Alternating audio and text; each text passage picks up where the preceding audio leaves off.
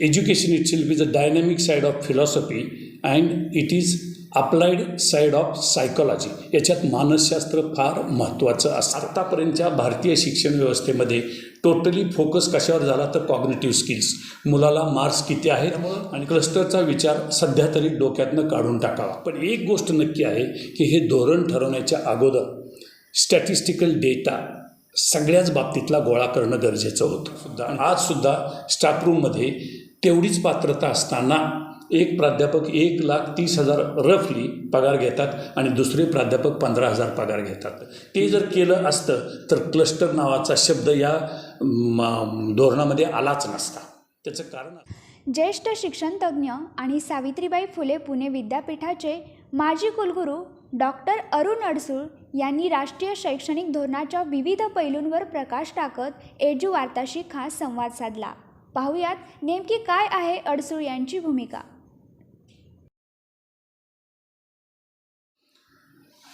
आता एज्युकेशन शिक्षण धोरण, शैक्षणिक धोरण जे आहे, आपण 64पासून गेलो, कोठारी कमिशनपासून गेलो, त्याचा जर अभ्यास केला, 68ला आणखीन एक धोरण आलं प्रत्यक्ष.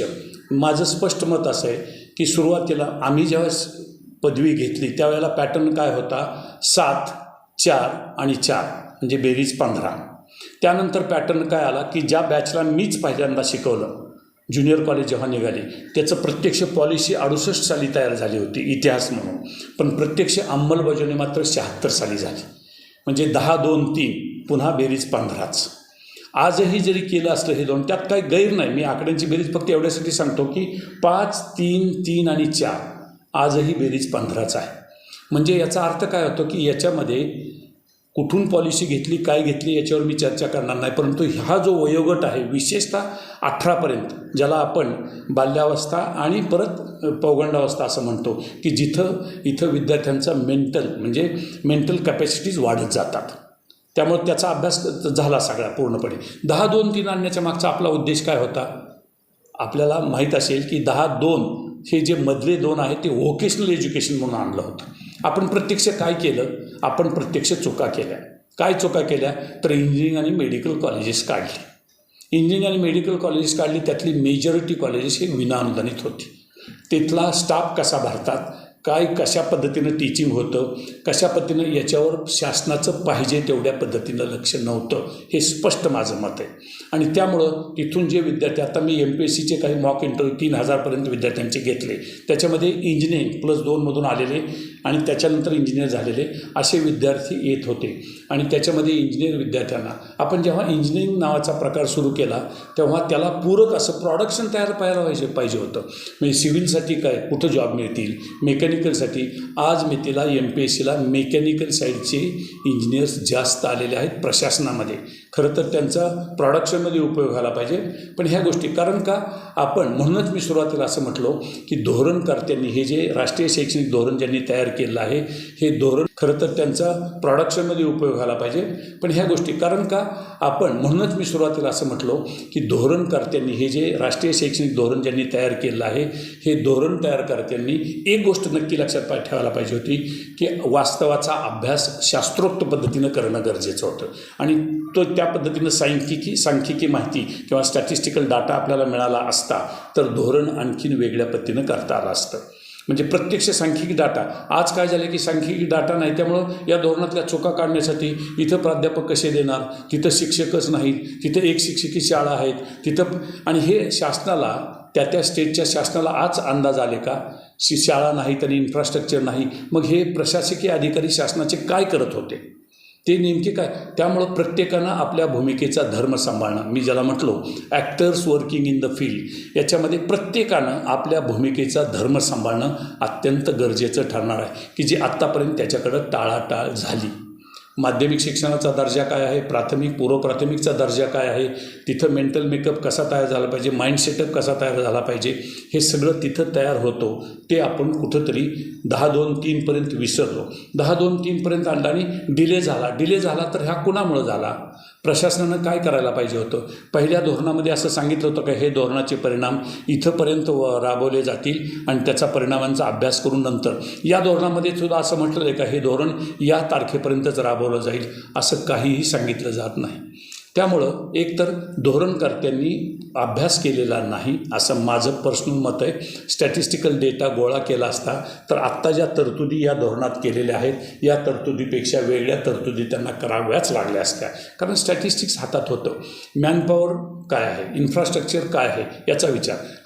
तरीसुद्धा शासनानं आता फंडिंग हा प्रश्न फार महत्त्वाचा आहे. याच्याकडं फायनान्सकडं दुर्लक्ष करून कधीही चालणार नाही. एज्युकेशनवर मी काय चालले आणि का शासन का करत नाही याच्यावर मी काहीच बोलणार नाही. म्हणून मी मागाशी कमिटीचा उल्लेख केला.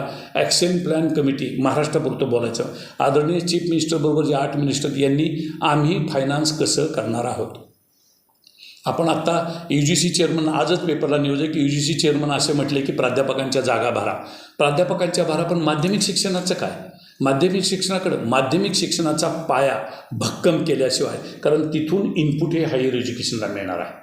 ते जर इनपुट हायर एज्युकेशनला दर्जेदार मिळालं नाही तर आपण हायर एज्युकेशनविषयी क्लस्टर, मल्टी डिसिप्लिनरी आणि इतर गोष्टी वापरल्या आहे. मल्टी एंट्री आणि मल्टी एक्झिस्ट या शब्दांत, मल्टी फॅकल्टी या शब्द फक्त शब्द राहतील, कारण इनपुटच मुळात दर्जेदार नाही.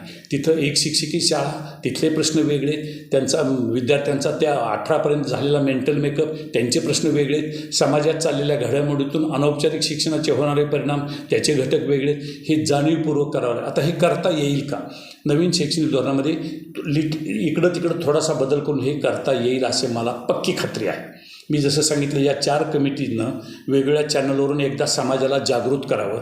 विशिष्ट TVवरून का मी TVचा वापर का करा म्हणतो की त्यावरून सर्व समाजातल्या सर्व संबंधित घटकांना एकाच वेळी माहिती मिळेल.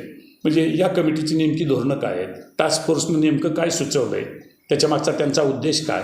त्याच्यानंतर हे करमळकर साहेबांची जी स्टेअरिंग कमिटी आहे त्यांना नेमकं अपेक्षित काय. हे TVवरून बोलायला काय अडचण आहे.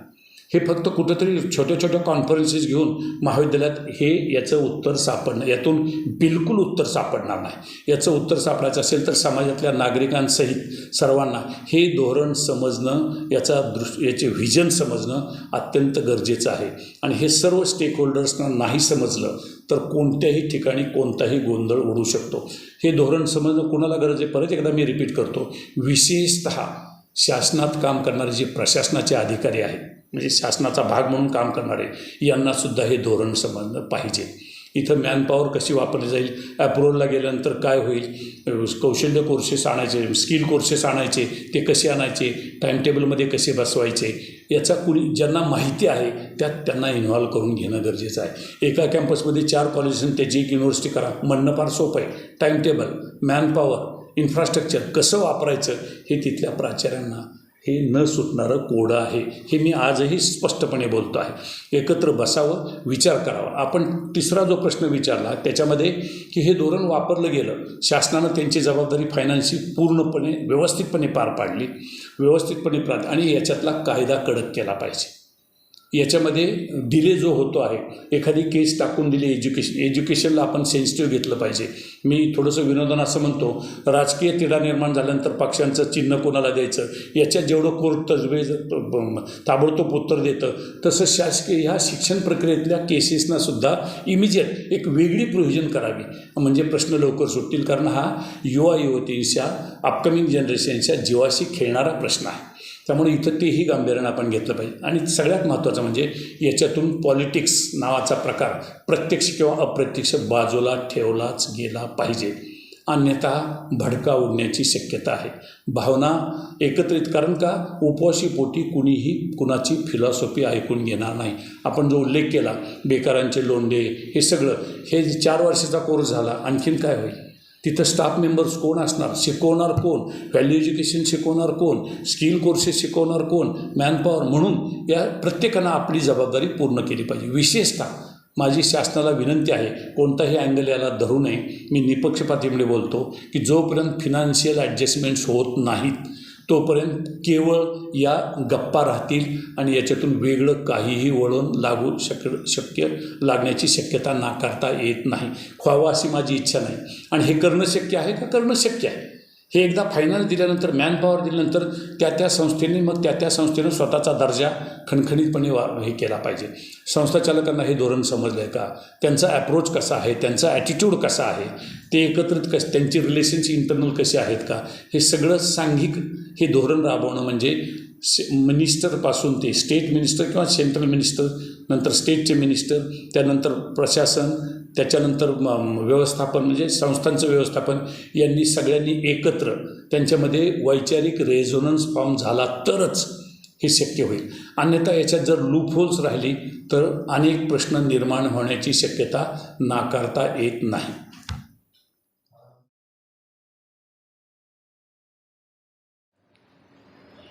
हे जे नवीन शैक्षणिक किंवा राष्ट्रीय शैक्षणिक धोरण आलेलं आहे, अलीकडं प्रथेनुसार लोक त्याला नवीन शैक्षणिक धोरण म्हणतात, पण राष्ट्रीय शैक्षणिक धोरण जे आलेलं आहे हे जर तंतोतंतपणे राबवलं गेलं तर माझं असं मत आहे की भारत आज मितीला ज्या डेव्हलपिंग कंट्रीजच्या लिस्टमध्ये आहे, विकसनशील राष्ट्राच्या लिस्टमध्ये आहे, हे राष्ट्र येत्या 10-20 वर्षामध्ये विकसित राष्ट्रांच्या म्हणजे डेव्हलप्ड कंट्रीजमध्ये जाईल, प्रोव्हायडेड हे धोरण तंतोतंतपणे राबवलं गेलं तर.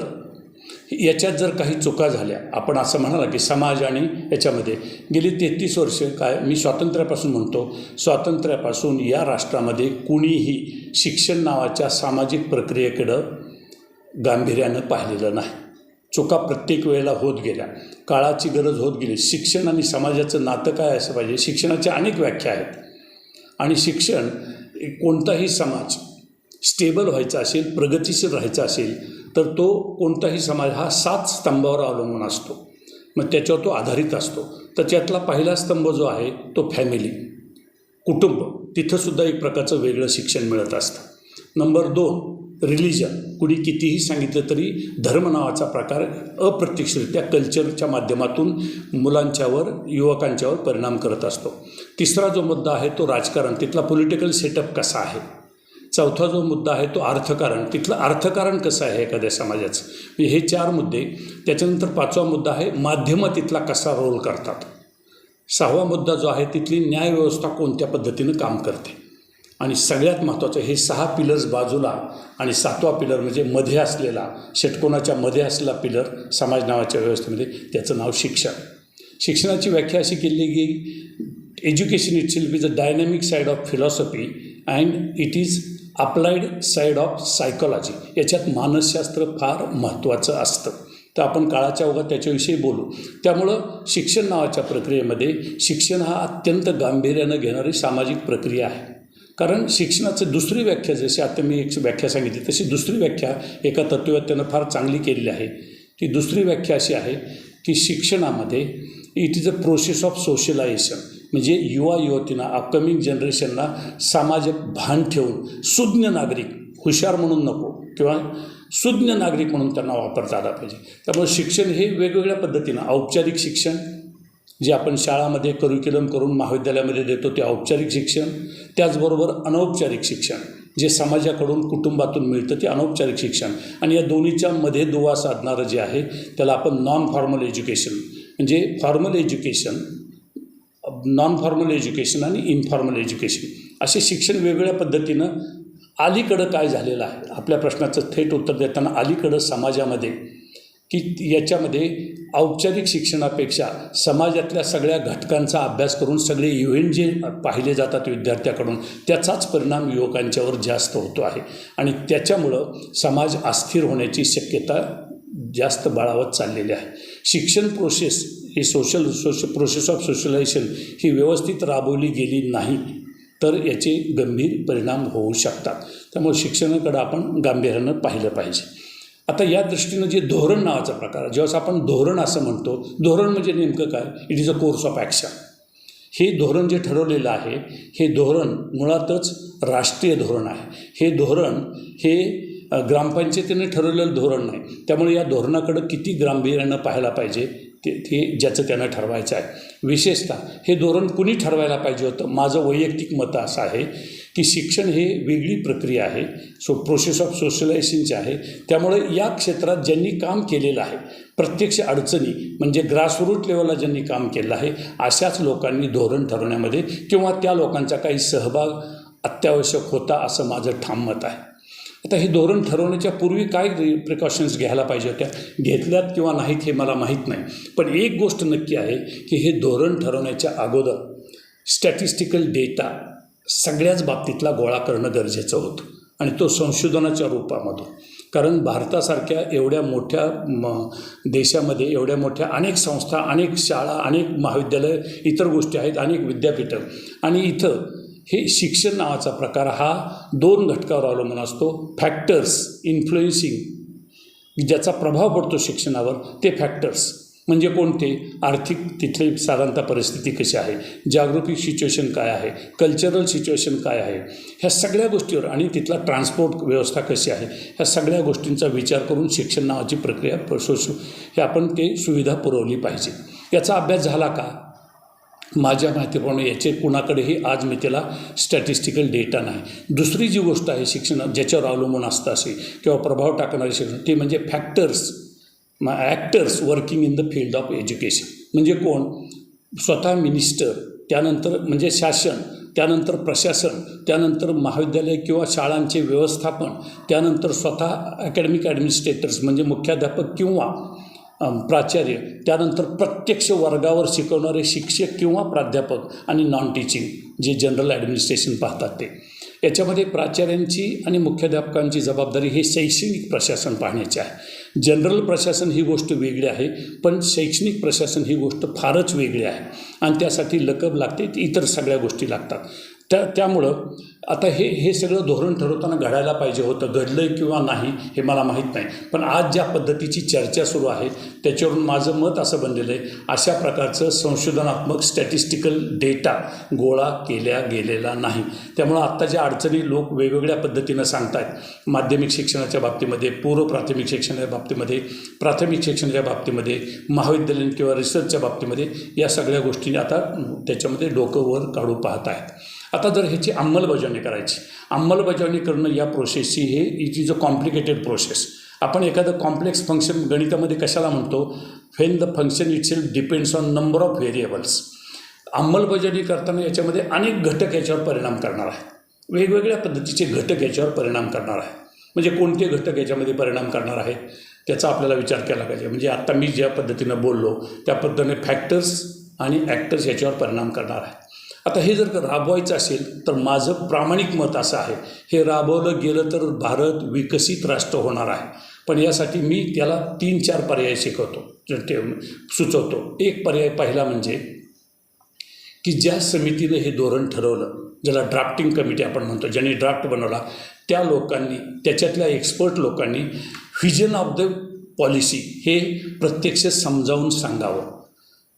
एक नॅशनल चॅनलवरून याच्याविषयी चर्चा व्हाव्यात. दिवसातल्या एखाद्या विशिष्ट वेळेमध्ये 4 ते 5, 5 ते 6 हे नॅशनल चॅनलवरून या लोकांनी व्हिजन, याच्या मागचे आमचा दृष्टिकोन नेमका काय आहे हे त्या लोकांनी समजावून सांगावं. म्हणजे त्यावेळेला विद्यार्थी, पालक, शिक्षक, प्राध्यापक, मुख्याध्यापक, प्राचार्य, संस्थाचालक, प्रशासक म्हणजे गव्हर्मेंटचे प्रशासक, हे सगळे ते एका वेळेला ठरवल्यामुळं ऐकतील आणि त्यांना नेमकं व्हिजन काय आहे ते समजेल. ही पहिली कमिटी झाली. त्यानंतर प्रत्येक स्टेटनं आपापल्या पद्धतीनं वेगवेगळ्या समित्या केलेल्या आहेत. महाराष्ट्रामध्ये या निमित्तानं पहिली कमिटी झाली ती फेब्रुवारी 22ला झाली आणि ती म्हणजे task force committee. Doctor Mashelkar, आदरणीय डॉक्टर माशेलकर यांच्या अध्यक्षतेखाली टास्क फोर्स निर्माण झाला. त्यांनी त्यांचा रिपोर्ट सबमिट केला. रिपोर्ट काय होता, कसा होता, काय याच्याविषयी कुणी त्याच्यावर वक्तव्य केलेलं नाही. त्यानंतर दुसरी कमिटी जी फॉर्म झाली, तो रिपोर्ट पडलेला आहे, परंतु त्यात नेमकं काय करावं हे कुणाला सुचत नाही. दुसरी जी कमिटी झाली ती माननीय मुख्यमंत्र्यांच्या अध्यक्षतेखाली 8 मिनिस्टर्स, त्याला आपण ॲक्शन प्लॅन कमिटी असं म्हटलं गेलं आहे. त्यांनी नेमकं काय करायचं, शासनाची भूमिका नेमकी काय असेल, आम्ही कोणती जबाबदारी पार पाडू, याचा कुठंही उहापोह झालेला दिसत नाही. त्यामुळं गोंधळ निर्माण होण्याची शक्यता आहे. आणि तिसरी कमिटी आत्ता आदरणीय माजी कुलगुरू नितीन करमळकर साहेबांच्या अंडर जी कमिटी फॉर्म झाली आहे त्याला स्टेअरिंग कमिटी किंवा सुकाणू समिती असं म्हणतो. माझं असं मत आहे की या तिन्ही कमिटींनी महाराष्ट्र लेवलवर महाराष्ट्र चॅनलवरून एखादा टी व्हीचा स्पेशल चॅनल तयार करून आपापली मतं, आणि याच्यात फक्त यांनी मेथोडॉलॉजी सांगू नये, हे झालं पाहिजे ते झालं पाहिजे, त्याच्याऐवजी कपल्ड विथ मेथोडॉलॉजी म्हणजे कशी प्रोसेस पुढं गेली पाहिजे हे सांगावंच. परंतु याचबरोबर वेगवेगळे जे ॲक्टर्स आहेत, शासनाची याच्यातली जबाबदारी नेमकी काय, फायनान्स कुणी करायचा, त्याच्यानंतर संस्था चालकांची जबाबदारी काय, अकॅडमिक ॲडमिनिस्ट्रेटर मुख्याध्यापक आणि प्राचार्यांची जबाबदारी काय, शिक्षकांची जबाबदारी काय, या सगळ्या गोष्टीवर उहापोह ओपन चॅनलवरून झाला पाहिजे. विशेषतः ॲक्शन प्लॅन कमिटीमध्ये माननीय मुख्यमंत्री आणि यांनी फंडिंगच्या बाबतीमध्ये, आता आपण वास्तवाला जर हात घातला तर एक लक्षात येतं की महाविद्यालयामध्ये अगोदर महाविद्यालयाविषयी थोडंसं बोलतो. महाविद्यालयामध्ये आज मितीला जवळजवळ 65% जागा रिकाम्या आहेत. हे बाजूला ठेवून जर फक्त या पद्धतीनं राबवलं गेलं त्या पद्धतीनं, आणि याच्यातून कुणी जर दर्जावर काही लोक बोलत नसतील, संस्थाचालक गप्प आहेत, संस्थाचालक यात कुठलंच मत स्पष्टपणे व्यक्त करत नाहीत, त्यामुळं दुर्दैव हे आहे, कारण त्यांच्याही काही अडचणी आहेत. याच्याचबरोबर सेकंडरी स्कूल, दुसरा मुद्दा जो येतो तो सेकंडरी स्कूल. आता हे धोरण कुठून राबवायला सुरुवात केली पाहिजे? मी नेहमी सातत्यानं असं म्हणतो की हे धोरण याचं फाउंडेशन अतिशय स्ट्रॉंग पाहिजे. आणि मी म्हणत नाही, मी जशी एज्युकेशनची व्याख्या सांगितली, it is a applied side of psychology, मानसशास्त्राची गतिशील बाजू आहे. विद्यार्थी जेव्हा डेव्हलप होतो, आपलं जे पॅटर्न आहे नवीन राष्ट्रीय शैक्षणिक धोरणात सांगितलेला 5-3-3-4, याच्यामध्ये पहिले 5 जे आहे ते फंडामेंटल आणि प्रायमरी असं सांगितलेलं आहे, प्री प्रायमरी किंवा प्री स्कूल असं म्हटलेलं आहे. त्यानंतर प्रायमरी म्हणजे पहिल्या 8व्या वर्षी विद्यार्थी दुसऱ्या वर्गात जाईल, त्यानंतर पुढं जे प्रिपरेटरी असेल, त्यानंतर पुढं टप्प्याटप्प्यानं, आणि या पद्धतीनं जेव्हा पुढं जाईल तिथं सगळ्यात महत्त्वाची गोष्ट अशी होणार आहे की या गोष्टीवर फोकस केलं गेलं पाहिजे. अलीकडं माध्यमाच्या माध्यमातून जे कानावर येत आहे किंवा पाहायला मिळतं आहे, प्रत्येकजण उठसूट फक्त higher education, cluster college, cluster universities किंवा इतर गोष्टीवर बोलत आहेत. माझी ते बोलणं चुकीचं नाही, बोलणं गैर नाही, पण सुरुवात धोरणाची कुठून केली पाहिजे तर ती 5-3-3-4 याच ऑर्डरनं गेली पाहिजे. याचं सायकॉलॉजिकल कारण असं आहे, हे जे वयोगट आहेत म्हणजे वयवर्ष म्हणजे जन्मल्यापासून ते वयवर्ष 18पर्यंत त्या युवकाच्यामध्ये त्या चाइल्ड असताना किंवा बालक असताना बालपण, त्याच्यामध्ये पौगंडावस्था ज्याला आपण म्हणतो, ॲडल्सन्स म्हणतो ज्याला आपण, आणि युवावस्था, या तिन्हीमध्ये कोणत्या गोष्टी डेव्हलप होतात तर कॉग्निटिव्ह स्किल्स डेव्हलप होतात. कॉग्निटिव्ह स्किल्स म्हणजे आकलनशक्ती. आता हे सायकॉलॉजी सांगते आणि जगाच्या पाठीवर सांगते, आणि हे प्रोव्हन फॅक्ट्स आहेत की त्याच्यामध्ये सायकॉलॉजी विचारात घेतली पाहिजे. म्हणजे याच्यामध्ये कॉग्निटिव्ह स्किल्स आत्तापर्यंतच्या भारतीय शिक्षण व्यवस्थेमध्ये टोटली फोकस कशावर झाला तर कॉग्निटिव्ह स्किल्स, मुलाला मार्क्स किती आहेत आणि त्याच्यातले इतर गोष्टी त्याच्यात झालं.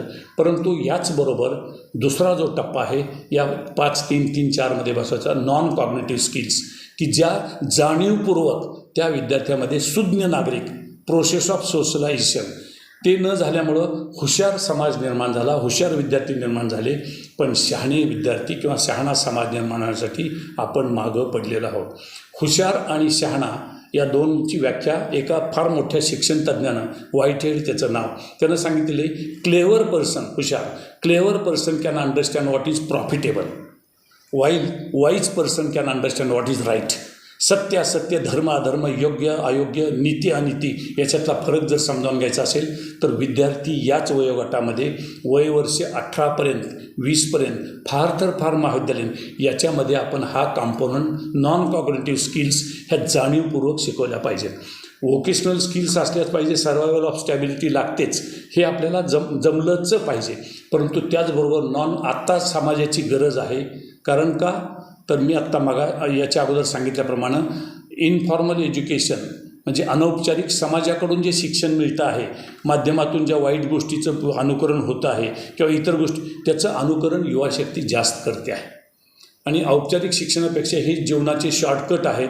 मग या मार्गाने इथिक्स बाजूला ठेवू, मॉरॅलिटी बाजूला ठेवू, स्वतःच्या कमतरता बाजूला ठेवू, कुणाच्या तरी मागं हिंडू, स्वाभिमान बाजूला ठेवू, असं करून चालणार नाही. तर म्हणून नॉन कॉग्निटिव्ह स्किल्स या वयोगटात विशेषतः 5, 3, 3, 4मध्ये बिंबवण्याची अत्यंत गरज आहे, असं माझं स्पष्ट मत आहे. हे जर आपण केलं नाही तर हुशारांची संख्या काळाच्या ओघात वाढत जाणार आहे.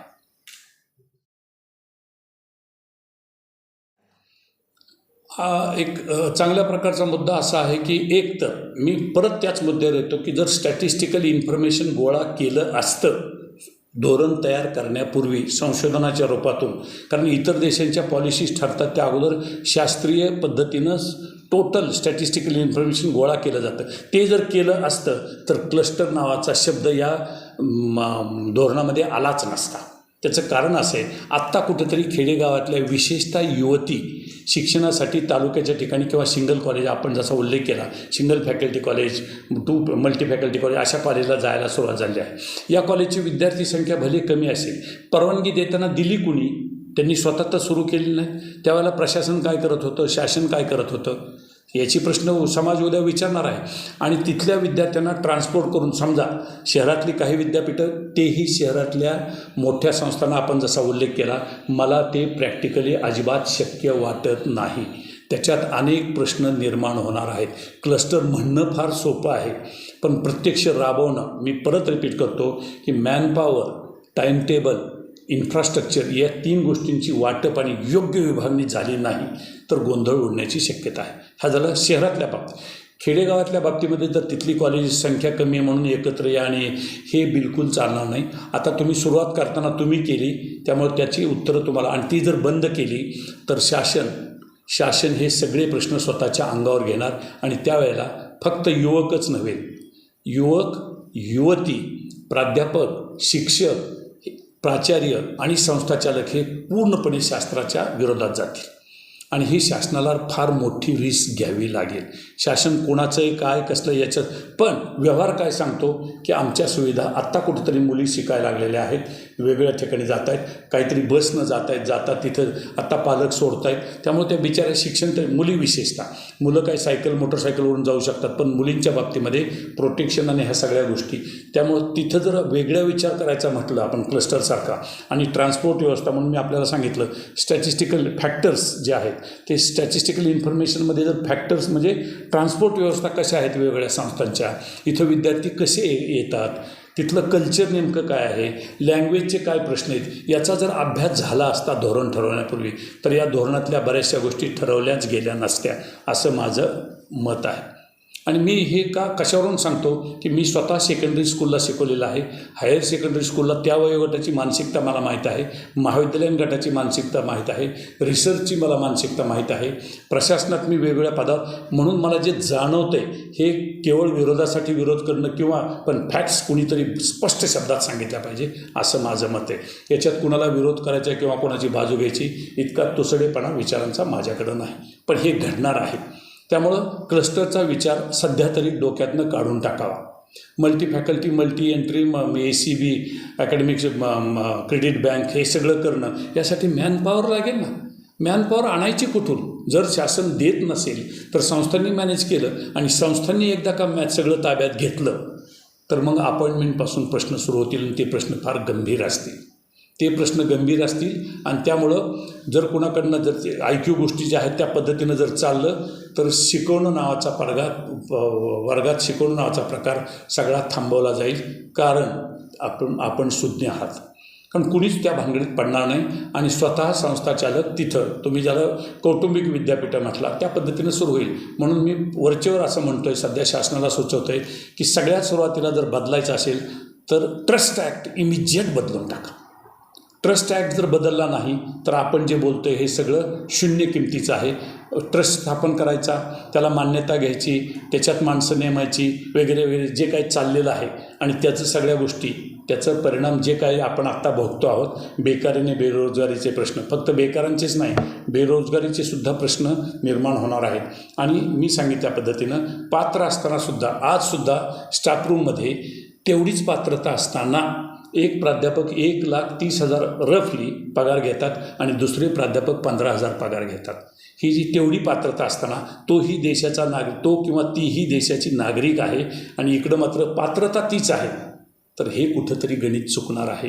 हे काही दिवस चालेल पण उद्रेक अटळ होईल असं मला वाटतं. हे कुठंतरी शासनानं फिनान्शियल जबाबदारी घेऊन प्रश्न विनाविलंब सोडवले पाहिजेत आणि याच्यामध्ये शासनाचं मौन हे फार घातक ठरणार आहे. शासनानं आपली भूमिका स्पष्ट मांडावी म्हणजे मग समाजाला काय करायचं. आणि जर हे घडलं व्यवस्थितपणे घडलं, शासनानं धर्म पाळला, बाकी सर्व प्रशासनानं धर्म पाळला, व्यवस्थापनानं धर्म पाळला, तर भारत राष्ट्र हे विकसित राष्ट्र थोड्याच अवधीत होईल.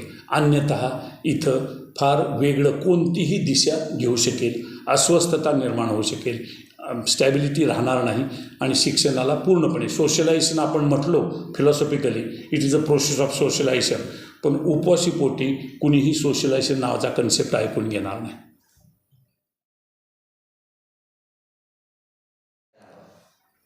हे जे शिक्षण आणि उद्योग हे दोन्ही एकत्र आणण्याची संकल्पना अत्यंत चांगली आहे, पण ती व्यवस्थितपणे राबवली गेली पाहिजे. आता आपण जे म्हणता फक्त स्किल एज्युकेशन असं मोगम बोलणं योग्य नाही. मी असं म्हणतो की need based skill education. Need based म्हणजे त्या लोकल एरियाला साजेसं एखाद्या तालुका लेवलचं कॉलेज आहे, तिथं विद्यार्थी आहेत, काही विद्यार्थी असतील आणि त्या विद्यार्थ्यांच्या बाबतीमध्ये तिथं नीड बेस्ड काय, तिथल्या आजूबाजूच्या परिसरातल्या मग औद्योगिक वसाहत असो किंवा काय, तिथल्या लोकांच्या नीड्स नेमक्या काय आहेत, त्या इंडस्ट्रीमधल्या लोकांच्या ती कौशल्य इथं शिकवली गेली पाहिजेत. जसं मी सांगितलं सोशल म्हणजे लाईफ स्किल शिकवली गेली पाहिजे, तसं ही व्यवसायासाठी स्टॅबिलिटी म्हणजे सर्वायवल स्टॅबिलिटीसाठी अशी ही काही स्किल्स किती, परंतु ती नीड बेस्ड असली पाहिजेत.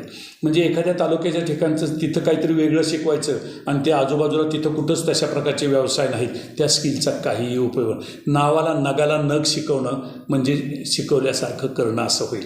म्हणजे उदाहरणार्थ मी एक्झाम्पल घेऊन सांगतो. सोलापूर रोडवर वरवण नावाचं एक उदाहरण मी सांगतो, एक्झाम्पल वरवण नावाचं. तर तिथं आजूबाजूला MIDC आहेत. मग त्या MIDC जाऊन माहिती घेतली पाहिजे, तुम्हाला कोणत्या प्रकारचा वर्कफोर्स लागेल, आम्ही आमच्याकडं ती स्किल्स शिकवण्याची आणि तुमच्या लोकांनी आम्हाला मदत केली. हे तिथल्या प्राचार्यांचं तिथल्या व्यवस्थापनाचं कौशल्य आहे. पण स्किल बेस्ड आणणं याच्यात काहीही चुकीचं नाही. उद्योग आणि शिक्षण व्यवस्था एकत्र आलीच पाहिजे, परंतु याच्यामध्ये सुद्धा मला सांगितल्याप्रमाणे याच्या अगोदर सांगितल्याप्रमाणे रेझोनन्स फॉर्म झाला पाहिजे, वैचारिक रेझोनन्स फॉर्म झाला पाहिजे. आणि तो होऊ शकतो का, तर होऊ शकतो. त्याच्यात सगळ्यात महत्त्वाची गोष्ट म्हणजे संस्था चालकांचा दृष्टिकोन, अकॅडमिक ॲडमिनिस्ट्रेटर म्हणून प्राचार्यांचा किंवा मुख्याध्यापकांचा दृष्टिकोन. आपण स्किल बेस्ड काही 18 वर्षापर्यंत आणत नाही. 18 वर्षापर्यंत मी सांगितलं की लाईफ स्किल्सच शिकवायची, समाजात कसा वागला पाहिजे शून्य नागरिक, आणि पुढं जी शिकवायची ती सर्वायवल स्टॅबिलिटी लागणारी स्किल शिकवायची.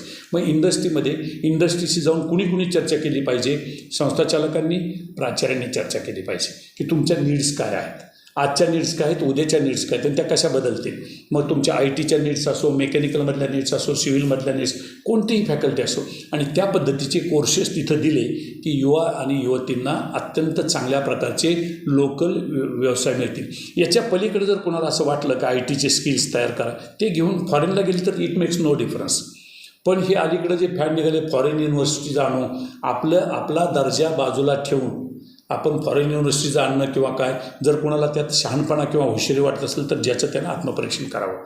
पण ते वर्केबल मॉडेल आहे असं मला माझ्या 40 वर्षाच्या वेगवेगळ्या पदावर काम केल्यानंतर अजिबात वाटत नाही. आपल्याच लोकांना एकत्र करून त्यांना विश्वासात घेऊन त्यांचं प्रबोधन करून ह्या सगळे म्हणजे मी ज्यांना ॲक्टर्स म्हटलो, ह्या सगळ्या ॲक्टर्सना प्रबोधन करून हे करणं शक्य आहे आणि 100% शक्य आहे. फक्त विचारसरणी आपण एकवाक्यता ठेवली पाहिजे आणि संघभावनेनं काम केलं पाहिजे, टीमवर्क केलं पाहिजे, असं माझं या बाबतीत मत आहे. परंतु स्किल आणणं हे अत्यंत गरजेचं आहे. इंडस्ट्री आणि इन्स्टिट्यूशन यांच्यामध्ये इंटरलिंकिंग असलंच पाहिजे. ते करणं शक्य आहे का, तर करणं शक्य आहे, पण ते करणं हे मात्र एक स्किल आहे.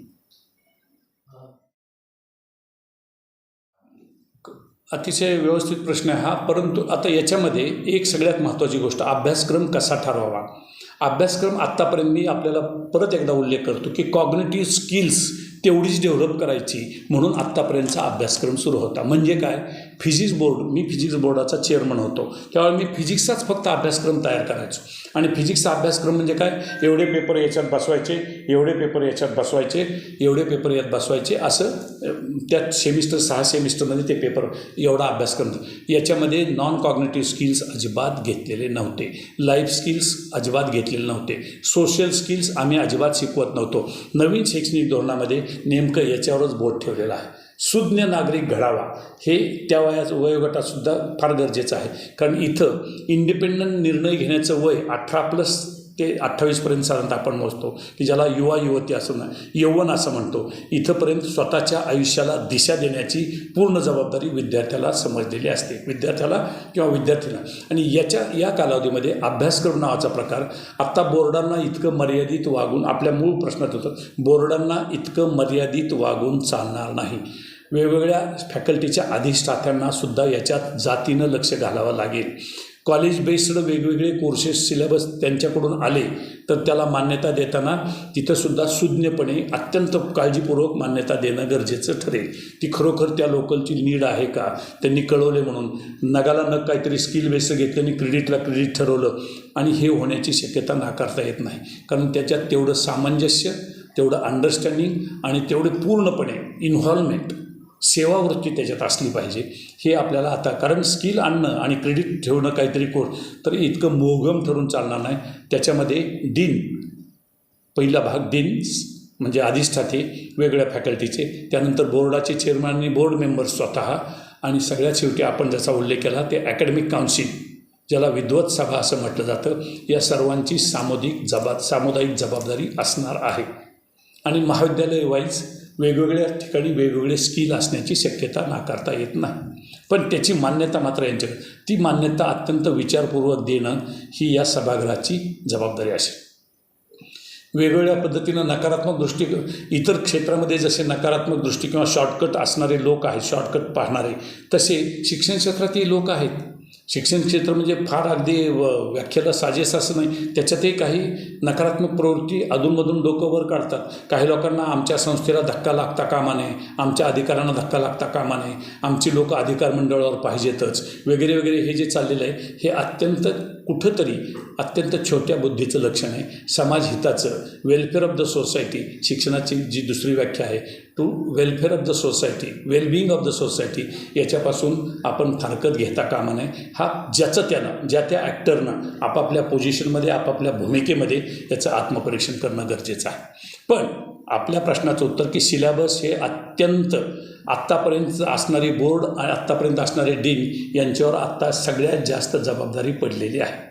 तीच जबाबदारी प्राध्यापकांच्यावर, प्रत्यक्ष वर्गात प्राध्यापक किंवा शिक्षक जेव्हा उभा राहतील त्यांच्याकडं ते पोटेन्शियल, ती ॲबिलिटी, ती कुवत, ती क्षमता, हे सगळं असणं गरजेचं आहे. त्यांची निवड प्रक्रियेवरसुद्धा आता UGCला पुन्हा एकदा विचार करावा लागेल. कमिटी जाणं, मी सातत्यानं बोलतो याच्यावर, कमिटी जाणं आणि कमिटीने कोणतरी सिलेक्ट करणं, ते बाकीचे प्रकारावर मी नकारात्मक इथं बोलत नाही, एव्हरीबडी नोज. माझं मत असं आहे, यालासुद्धा आपण मॉडिफाय करू शकतो. त्या येणाऱ्या कॅन्डिडेटला अगोदरच 3-15-20 दिवस अगोदर, इंटरव्ह्यूच्या अगोदरच त्याला 3-4-5 टॉपिक द्यायचे आणि आल्यानंतर एखाद्या वर्गावर डायरेक्ट शिकवायला लावायचं. आणि CCTV कॅमेऱ्यामध्ये शिकवल्यानंतर मग कुणी समाजही विचारणार नाही की Xला का घेतलं आणि Yला का घेतलं नाही. त्यांना आपल्याला तो कॅमेरा दाखवता येईल की दीज आर द फॅक्ट्स. म्हणजे कमिटीवर दोष. भारतीय शिक्षण संस्थेविषयी मी एकच मिनिट अगोदर बोलतो की ही JP नाईक एका फार मोठ्या अशा शिक्षण तज्ज्ञानं स्थापन केलेली संस्था आहे. त्यांच्या पत्नी, सुविद्य पत्नी चित्राताई ह्याही त्यांच्याबरोबर कार्यरत होत्या. या संस्थेचं काम असं आहे, आज मी तिला या संस्थेमध्ये, मी चेअरमन जरी असलो तरी आमचे व्हाईस चेअरमन उदय शिंदे म्हणून आहेत, डॉक्टर उदय शिंदे, आमचे मेंबर सेक्रेटरी कळके साहेब आहेत, आणि वेगवेगळ्या ज्या आमच्या शाखा आहेत, वेगवेगळ्या ज्या शाखा आहेत तिथं आम्ही आता प्रत्येक शाखेला डायरेक्टर, उदाहरणार्थ फॅनचं 1 नंबर बटन बंद करा, ते दुसरं बटन सुरू करा इकडचं 1 नंबरचं. हां करतो. भारतीय शिक्षण संस्था म्हणजे IIE ही पुण्यामध्ये JP नाईकांनी सुरुवात केली. त्यांच्याबरोबर त्यांच्या पत्नीचंही, चित्राताईंचंही योगदान होतं. आणि या शिक्षण संस्थेचं मुख्य उद्देश एक होता की शिक्षणावर जास्तीत जास्त जोर देणं. या संस्थेला फंडिंग ICSSR आणि महाराष्ट्र शासनानं द्यायची अशी अपेक्षा होती. 45, 45 आणि 10 असा त्यावेळेचा फॉर्म्युला होता. त्याच्यामध्ये मी जात नाही. आज मी या संस्थेमध्ये या संस्थेचा चेअरमन म्हणून मागच्या मे महिन्यामध्येच मी निवडून आलेलो आहे. आणि त्याच्यानंतर आमचं बोर्ड ऑफ ट्रस्टीज आहे. इथं एकूण 109 मेंबर्स आज हयात असणारे 109 मेंबर लाईफ मेंबर्स आहेत. आणि या आधारे ही संस्था चालली आहे. याचे जे 4 वेगवेगळे इथं आमचे डायरेक्टर म्हणून डॉक्टर प्रकाश साळवी काम पाहतात.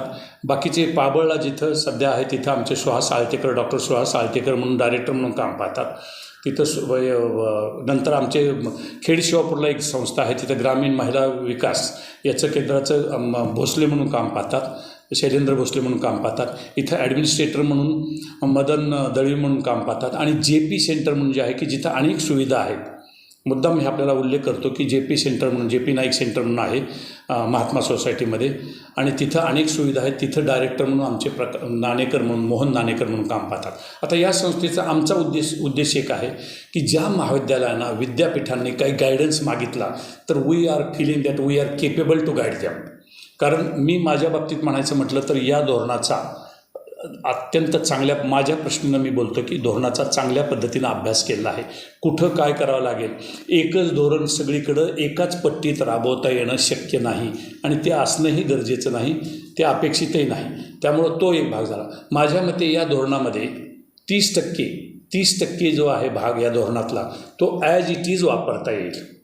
व्हॉट एव्हर द इन्फ्रास्ट्रक्चर आणि मी आत्ता सांगितलं त्या गोष्टी आवायला 30% इन टोटल वापरता येईल.